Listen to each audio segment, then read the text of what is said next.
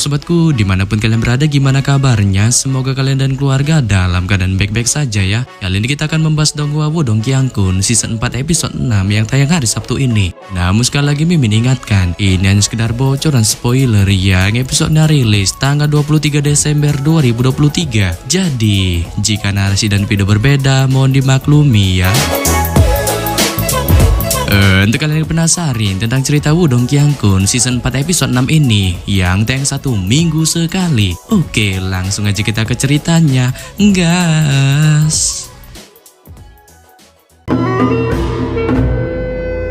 Namun sebelum kita masuk ke bocoran spoilernya, di ending episode 5 sebelumnya, kita diperlihatkan Lindong menyaksikan ritual pembukaan segel simbol leluhur yang dilakukan sekte boneka mengerikan. Saat tanpa diduga ketika ritual itu masih berlangsung, kedua sekte besar di kota Dahuang, yaitu sekte iblis besar dan aliansi bela diri, tanpa undangan tiba-tiba nongol di TKP ritual ini.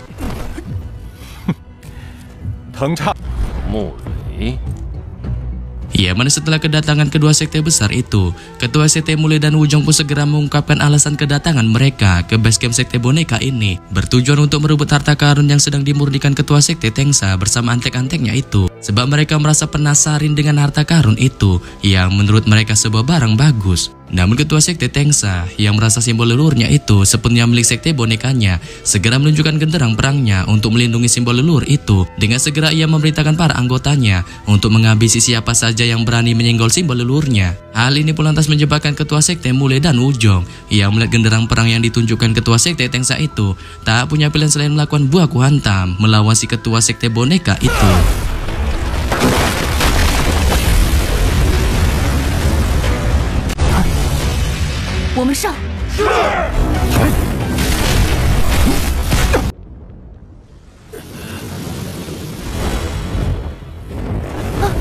Namun tanpa diduga ketika buah kuantum solo melawan duo antar ketua sekte besar itu masih berlangsung, ketua sekte Tengsa pun berhasil meredam serangan brutal yang terus diluncurkan ketua sekte Mule dan Wujong ke arahnya dengan kemampuan kultivasi puncak rana manifestasinya, sehingga menyebabkannya merasa songong. Kemampuannya masih sedikit lebih tinggi dari kedua pemimpin sekte besar itu pun membuat kesepakatan kepada keduanya untuk bersama-sama membuka segel simbol leluhur itu dengan imbalan akan membagikan harta karun itu kepada mereka. Saat ketua sekte Mule dan Wujong pun yang tidak punya pilihan lagi melawan si ketua sekte songong ini memilih untuk menyetujui kesepakatan itu.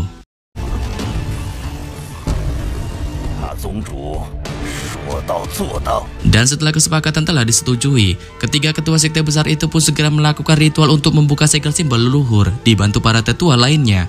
Saat mereka segera menggabungkan combo kekuatan yang langsung dilesatkannya ke arah simbol leluhur, sehingga hal itu pun menghasilkan pancaran gelombang energi yang sangat dahsyat. Namun tanpa diduga, ketika ritual pembuka simbol leluhur itu berakhir pada kegagalan dengan ledakan yang dihasilkan di TKP simbol leluhur, Lindong secara mengejutkan tiba-tiba muncul seperti jurik untuk mencoba merampas simbol leluhur itu. Nah, ini dia bocoran spoilernya.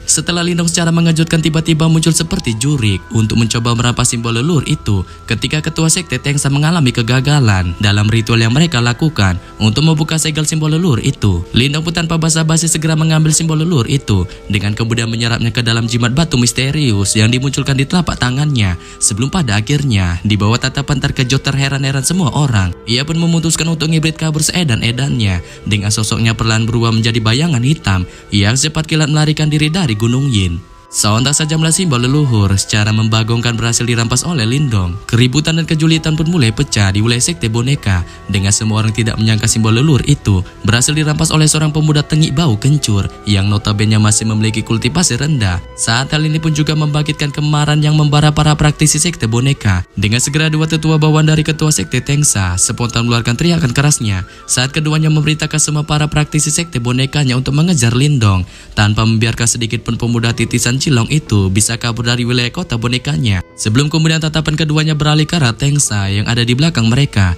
Saat kali ini mereka bisa melihat tubuh si ketua sekte itu memancarkan aura brutal yang amat mengerikan dengan kemarahan yang gila segera menyelimuti wajahnya. Tetapi di tengah kemarahan membara yang ditunjukkan Tengsa, salah satu tetua itu pun memberitahukan mengenai Lindong yang menurutnya seorang pemuda aneh. Sebab ketika pemuda Tengi itu memegang simbol leluhur, secara ajaib ia bisa mengabaikan pancaran energi dahsyat di dalam segel simbol leluhur itu. Oleh sebab itu salah satu tetua itu pun menyarankan Tengsa untuk bergegas menangkap Lindong tanpa membiarkannya untuk kabur. Dikarenakan selama mereka berhasil menangkap Lindong dan merebut kembali simbol leluhur itu darinya, tetua itu pun merasa kemungkinan mereka dipastikan akan dapat memecahkan segel simbol leluhur itu.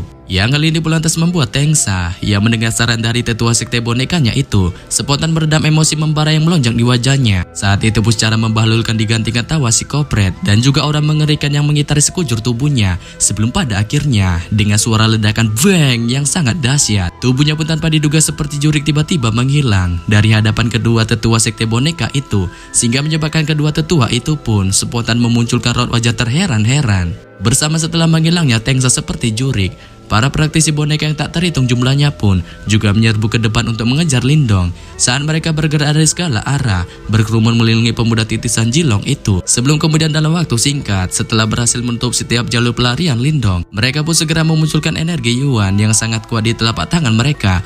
Dengan itu pun tanpa basa-basi secara brutal dilesatkan ke arah Lindong. Yang hal ini pun lantas membuat Lindong yang melihat serangan gabungan para praktisi sekte boneka itu melesat ke arahnya, perlahan menunjukkan kefokusan di wajahnya. Dengan segera ia memunculkan panggung emas di telapak tangannya yang secara barbar segera dilesatkannya ke arah para praktisi sekte boneka itu, sehingga menyebabkan para praktisi sekte boneka itu pun yang tidak dapat menghindari serangan panggung emas dari Lindong ini secara pasrah terkena serangan dahsyat dari panggung emasnya itu, yang membuat mereka pun pada akhirnya segera terpental mundur cukup jauh dengan memuntahkan seteguk udara dari mulut mereka. Namun baru saja Lindong menyuramkan para praktisi sekte boneka itu menggunakan serangan dahsyat dari panggung emasnya, sebuah teriakan keras yang akrab di telinga Lindong pun tiba-tiba terdengar di belakangnya.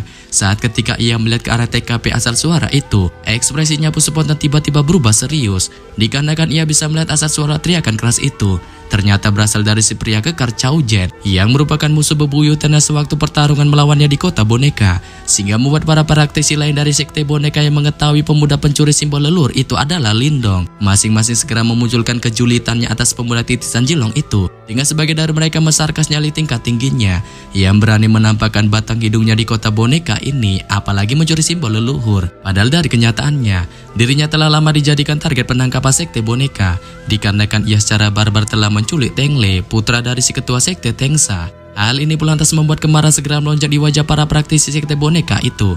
Dengan segera mereka memunculkan combo kekuatan Yuan yang melonjak dari dalam tubuh mereka. Saat itu pun tanpa basa-basi segera dilesatkan mereka lagi ke arah Lindong. Namun Lindong yang melihatnya secara santuy mengalau combo kekuatan energi Yuan dari para praktisi sekte boneka itu saat dia sekali lagi memunculkan panggung emas di telapak tangannya yang segera dilesatkannya ke arah serangan energi Yuan dari para praktisi itu. Dengan ketika kedua serangan itu saling menghantam, ledakan keras yang sangat dahsyat pun sekali lagi segera terdengar saat lagi-lagi para praktisi sekte boneka itu menderita kesuraman dengan terpental mundur cukup jauh pasca ledakan itu sebelum pada akhirnya jatuh tepar di tanah, sehingga menyebabkan Lindong yang melihatnya pun perlahan memunculkan senyum santuy di wajahnya. Namun pada saat yang sama, baru saja Lindong menunjukkan sifat songongnya ini, Chao Jen si pria kekar pun secara mengejutkan tiba-tiba muncul di hadapannya. Setelah Lindong melihat Chao Jen secara mengejutkan tiba-tiba muncul di hadapannya, ia pun spontan memunculkan kesangaran di wajahnya sebelum kemudian memunculkan gelombang energi cahaya ungu di telapak tangannya yang tanpa ampun segera ditinjukannya ke arah tubuh Chao Jen. Tetapi di sini Chao Jen yang melihat tinju cahaya ungu dari Lindong melesat ke arahnya pun tampak meremehkannya. Dengan kali ini ia hanya menunjukkan tawa santuinya, sebab ia merasa tinju itu tidaklah mungkin bisa menghancurkan pertahanan seni bela diri yang saat ini melimuti sekujur tubuhnya. Namun tanpa diduga, baru saja Chao Jen menunjukkan kesongongan meremehkan kemampuan tinju cahaya ungu dari Lindong, pria kekar itu pun spontan memunculkan perubahan ekspresi suram di wajahnya. Ini dikarenakan ketika ia melihat ke arah tubuhnya, secara mengejutkan ia menemukan bahwa tinju cahaya ungu Lindong menembus pertahanan seni bela dirinya dengan kecepatan yang sangat mengerikan. Selain itu, kekuatan dahsyat dari tinju ini pun tidak sedikit pun berkurang karena dengan kejam menghantam tubuhnya, sehingga menyebabkan pertahanan seni bela diri yang melimuti tubuh Chao Jen pun dalam sekejap hancur berkeping-keping. Ia membuat sosoknya pun secara suram terpental mundur cukup jauh sebelum pada akhirnya jatuh tersungkur di tanah. Sontak saja melihat kondisi menyeramkan yang dialami Chao Jen setelah terkena tinju cahaya ungu ala-ala Mamang Aldos dari Lindong. Para praktisi sekte boneka yang saat ini masih melesatkan tatapan sangkarnya ke arah Lindong pun secara membagongkan mengalami tremor di tubuh mereka. Dengan mata mereka dipenuhi dengan ketakutan yang mengerikan terhadap Lindong saat mereka tidak menyangka pemuda titisan Jilong itu dapat mengalahkan Chao Jen yang notabene merupakan seorang praktisi semi manifestasi, sehingga menyebabkan mereka kali ini pun kehilangan semangat buah kuantam untuk melawan Lindong. Ya, kali ini pun lantas dimanfaatkan Lindong. Dengan segera ia melesat terbang menjauh dari para praktisi itu, dikarenakan ia khawatir kekuatan yang dimilikinya saat ini tidak dapat bertahan lama, sebab kekuatan yang dimilikinya ini merupakan hasil bantuan dari Xiao Diao. Dan setelah beberapa saat, Lindong melakukan penerbangan secepat kilat menjauh dari para praktisi boneka itu. Sosoknya pun pada akhirnya keluar dari pengepungan semua orang di kota boneka. Tetapi meskipun demikian, dengan kecepatan penerbangannya ini, Lindong pun merasa dirinya masih belum aman melepaskan diri dari kejaran para praktisi sekte boneka. Oleh sebab itu ia pun memanggil Xiaoyan si harimau dalam pelariannya ini. Dengan segera ia memunculkan kode suara untuk memanggil besti harimaunya itu.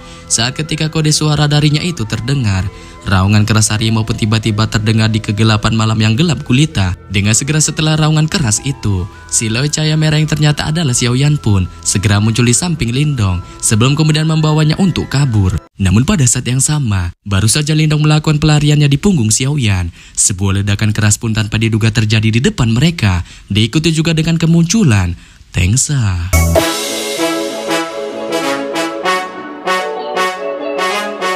Yap.